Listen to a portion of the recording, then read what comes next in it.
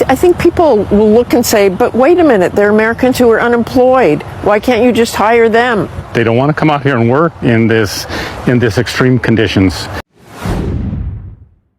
Farmers are complaining that Americans do not want to come out and work because of maybe they can't come out to work in a very cold conditions. Even with the pay, with the money, even if they want to increase the wages, they are still not going to come out to work. And this is a very big issue to the farmers. And these farmers are losing it all. Hi, lovelies, you're welcome back.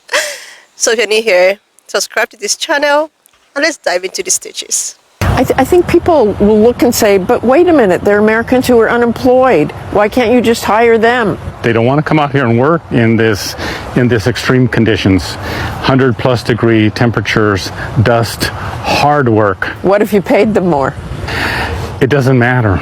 We pay some of the highest wages for farm workers in the nation, right here in California, and they won't come out.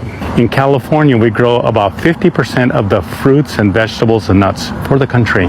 And any shortage of food like that is going to impact everybody in the nation, because not only will food be less available, it'll be more expensive. Manuel Cunha Jr. runs the Nisei Farmers League, a trade organization representing farmers and farm workers in the Fresno area. He says Trump's promise to deport all undocumented migrants would disrupt the entire country. If you took away my workforce, you wouldn't eat. If you go into the San Joaquin Valley and you start doing what you're saying, it's over. The country will stop.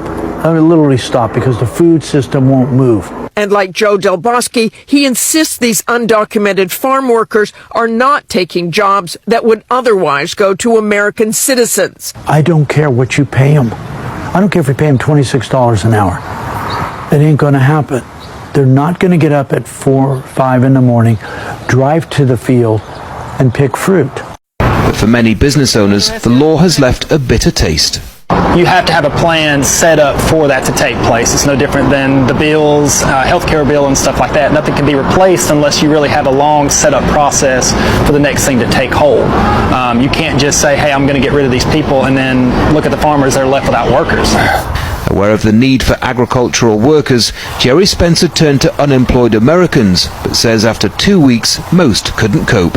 With the American workers, they all had to be taught all this and separate, and in addition to the fact that their bodies just were not built for it. Third-generation farmer Scott Benton says the effect on farming was devastating. A lot of people left, and all the workers left, and people were, they already had the crops out there ready to harvest, so they didn't have anybody to pick them, so a lot of farms lost their whole crop. You're not going to get an entitled American to come out and do the work that we do. For over 40 years, John Alger has been in the farming industry. We saw some of the work his people do. Some tractor driving, some manual labor. It's hot. There's mosquitoes out here. It's uncomfortable situation. What do you tell someone who says, I'm not a farmer, I don't hire undocumented immigrants, this doesn't affect me? Good for them. Get ready to pay more at the grocery store. And this may not be the only industry affected. We're already getting calls from construction workers and those who employ them. The law goes into effect July 1st. In Homestead, Ivan Taylor, CBS News, Miami. And why don't I hire Americans? The simple answer is we can't get the workers. No American ever calls. No American ever shows up. That's why we are so grateful for the guys that are willing to come and do the work here on the farm. We can't do this without them. And we can't do this with people in our local communities a lot of the time, because when we ask, they don't come. So we're extremely grateful, always, for the effort and the time and the willingness for our H-2A workers and what they do on our farm. Has already broken his #1 promise to voters that he would bring the cost of foods down. That is just not going to happen. His deportations of immigrants has caused such a huge rippling effect throughout the farm industry that it's caused many laborers who are immigrants to just not show up to work. Many of them have self-deported and gone back to wherever they're from.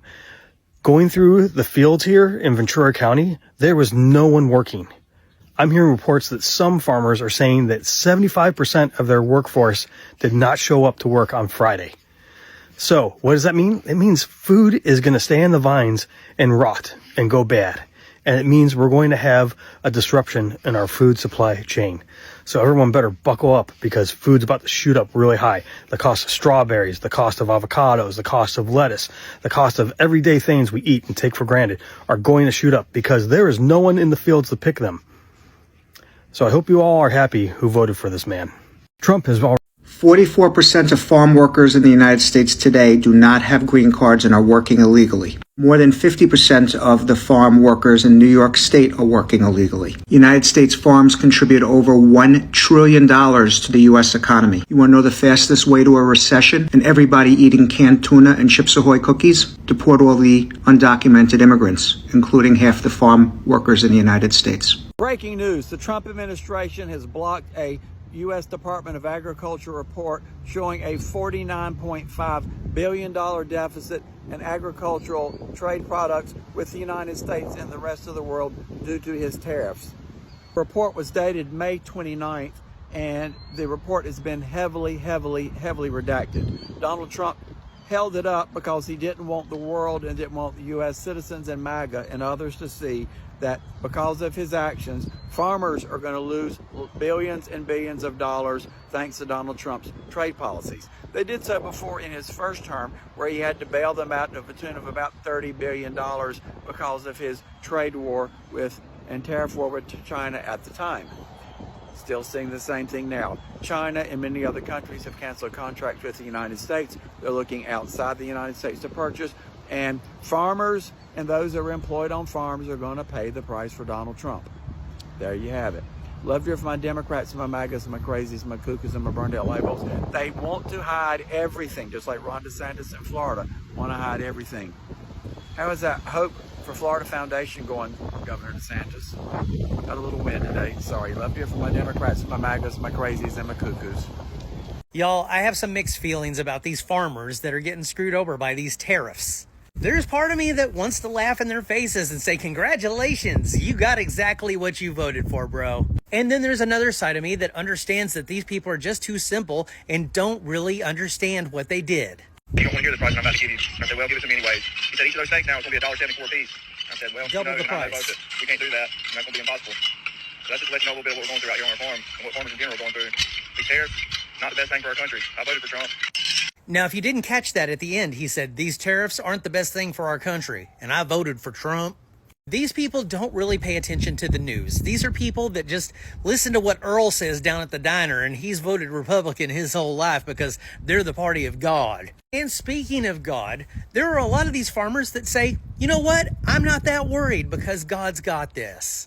A lot of faith, and our faith is in God and not in administration. In agriculture, there's about 85% of what happens on my farm that is completely out of my control. Yeah. So I have to do the very best I can at managing that 15% of inputs and costs and labor and marketing and signing the best contract and doing the best job that I can, and leave the other 85% up to the good Lord. And that's all we can do, whether it's weather or disease or a hailstorm or a pandemic or administration. They're trying to compare these tariffs to a natural disaster, but this isn't a natural disaster. This was a decision made by one man who is screwing them over. And they're just like, well, it's in the Lord's hands. What can we do? And this, again, is why religion is so dangerous.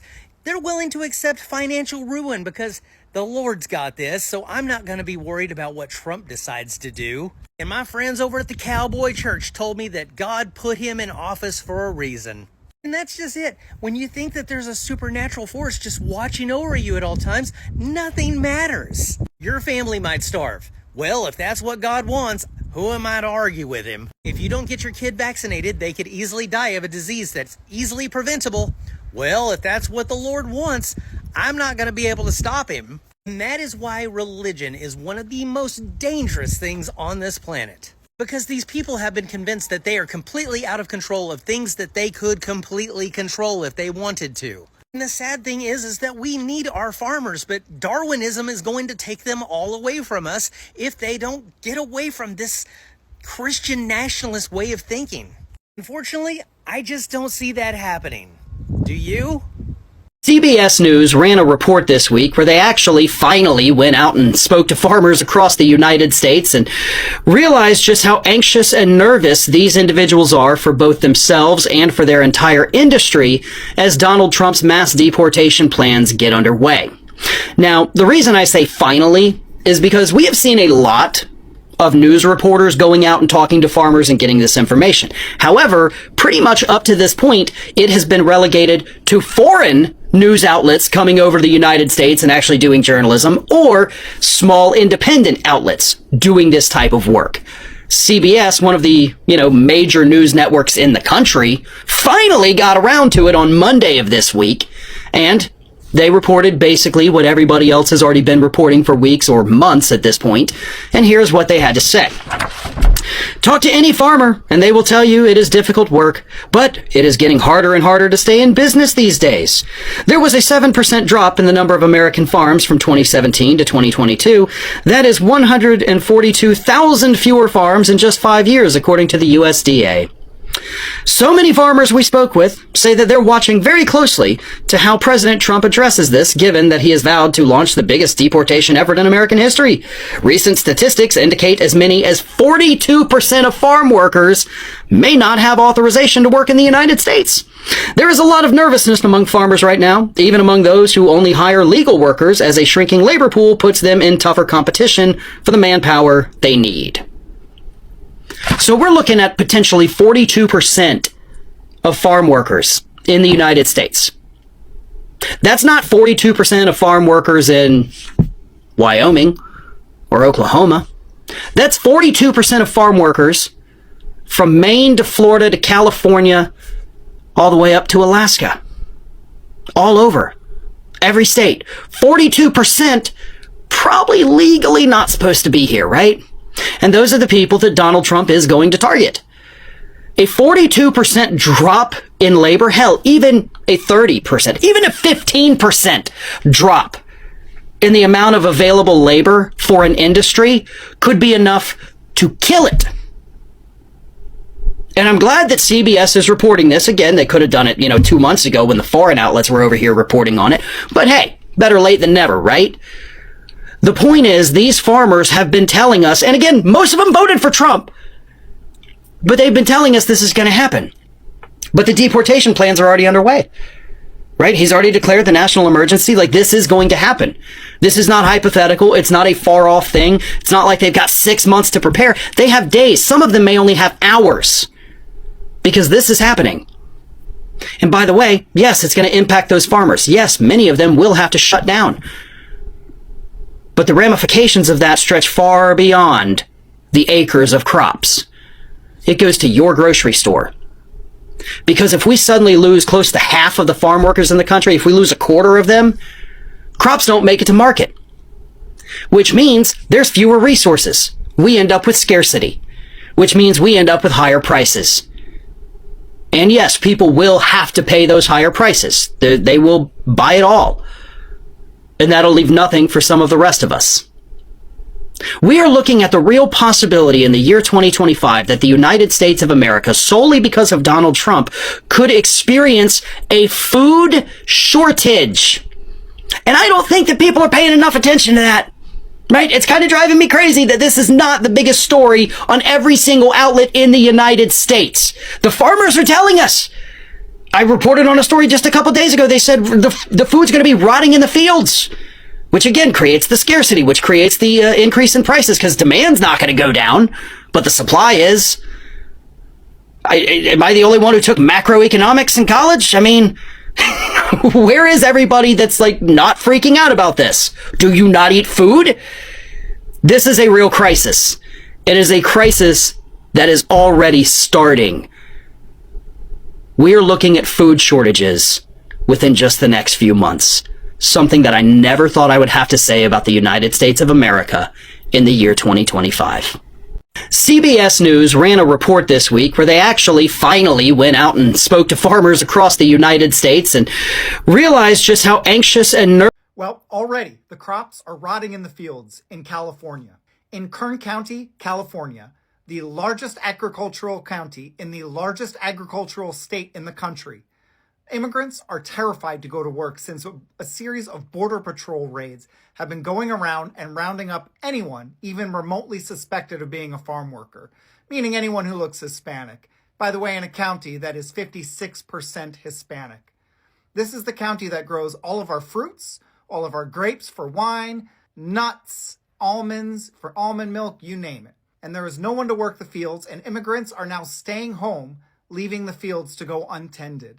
If you thought food was too expensive, wait until you realize who grows our food. What on earth is wrong with Republicans? They're saying that 75% of immigrants have been staying home since these raids, terrified to go to work growing the food that we eat.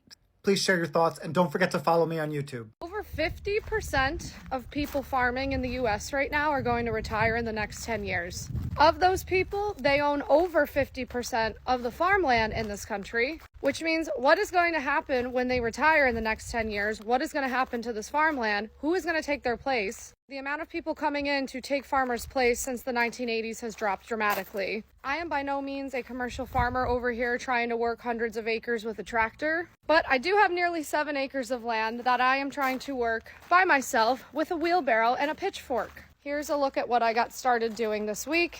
I used to think you needed dozens of acres to be a farmer or turn a profit or grow the food your family needs. I am quickly learning you need less than an acre to do all of those things. I'm also not the first person to claim this. I've seen so many other farmers on here doing exactly that. If you're feeling the call to do anything like this in any way, I'm here to tell you it's not necessarily easy, but it is possible, and you only need a few acres. You only need 1 acre or a roof on a building. If you're wondering how to buy this acreage, I did it with a loan I got at Farm Credit East, not the USDA. Farm Credit is a nationwide network, and I got a loan for undeveloped farmland. There were no utilities at this land. I'm currently paying the loan back as we speak while I figure out what the heck I'm doing here. I've had enough. Yeah, I've had enough of this horse shit. I don't give a shit what kind of law you make. I ain't gonna follow it. I ain't paying my taxes this year. I just don't even care. I'm not gonna be ruled by tyrants. I'm done. No taxes. I'm not following your goddamn laws that you make that are arbitrary and unconstitutional. I just ain't doing it. I've had fucking enough of your bullshit. Washington State, Oregon, California, kiss my ass. I ain't following no more laws. No more new laws that don't make no sense.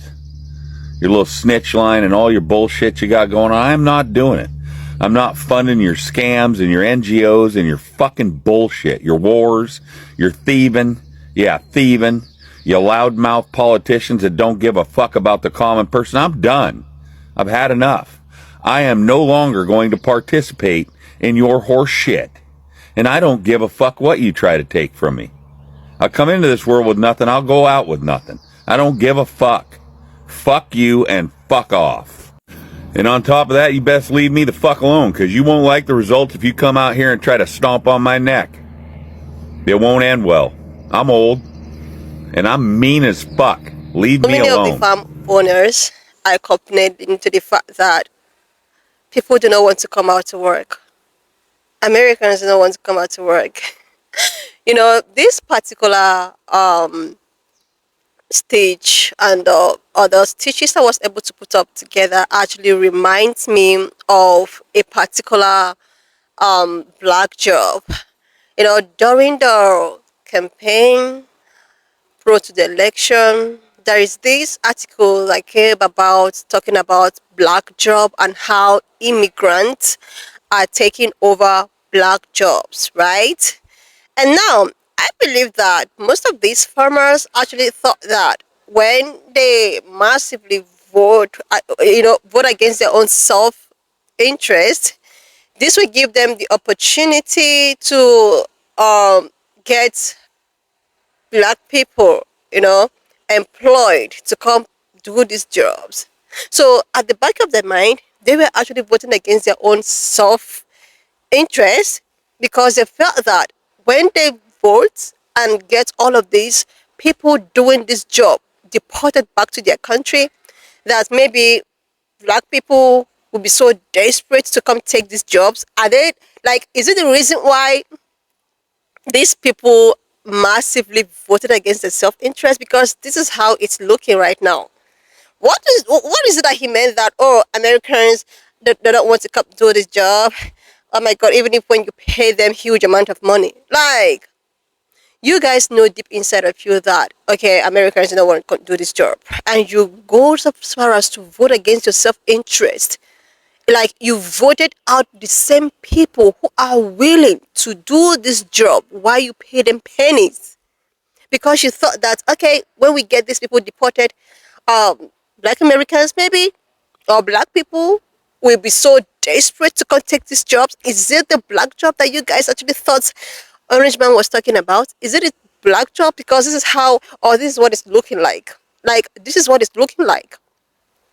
Like, this is a situation whereby they just send thoughts and prayers or thoughts and tariffs to these people, because you actually thought that you are doing things to hurt your fellow human being without even realizing that you are going to end up hurting yourself. You're going to end up voting against your own interest. I heard that so many farmers are losing their farms because they cannot even put it up anymore. So many fruits, vegetables are going to rust. They're going into the waste bin, and it's actually going to affect the agricultural sector, and also it's going to affect the level of food storage, because it takes farmers to make sure that fruits are available in the country. And now that there is actually a massive food shortage, everyone everyone is just going to face the rhythm of the music. This has nothing to do with, oh, you are a black person, you are a bright colored person, you are Hispanic and Asian. No. Food storage does not really look at your skin. They don't look at the color of your hair. They don't look if you're wearing a fake hair like mine, or if you're wearing a natural hair. All food shortage cares about is the fact that everyone is going to, you know, dance to the rhythm of the music. And I hope that these people who actually brought this upon everyone is happy with the ongoing. I hope that you have already gotten what you have been praying and wishing for, right?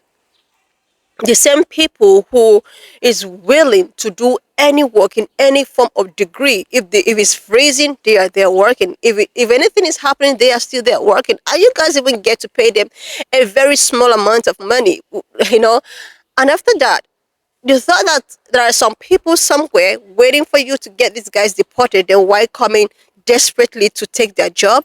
No, maybe you should look for your family, friends, and well wishers to go do these jobs, because this is just the way at which it's going to be. Anyway, lovelies, wanna just leave me your own thought in the comment section of this video. Shout out to the stitchers, the creators I was able to put up here. And if you've not subscribed, do your girl a huge favor to click on the subscription button, like, and I will see you lovelies when I upload the next one.